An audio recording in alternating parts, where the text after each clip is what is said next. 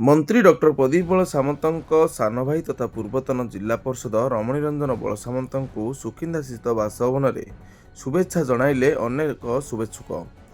जाजपुर जिला सुकिंदा ब्लॉक अंतर्गत सुकिंदा स्थित बासभवन में मंत्री डॉक्टर प्रदीप बल सामंत सान भाई तथा पूर्वतन जिला परिषद रमणी रंजन बल सामंत जन्मदिन अवसर में तांकर अनेक शुभेच्छुक तांको भेट करी सुकिंदा स्थित बासभवन में पुष्पगुच्छ देई और उत्तरी देई शुभेच्छा जणाइबा सहित तांकर दीर्घायु कामना करथिबा बुधवार राति 9 घटिका समय देखा मिली। यह विशेष कार्यक्रम में स्थानीय अंचल अनेक युव संगठक और नेतृमंडली जोड़ी होई बीजेपी दलर वरिष्ठ संगठक रमणी रंजन बल सामंत को उत्साहित करथिबा देखा मिलता।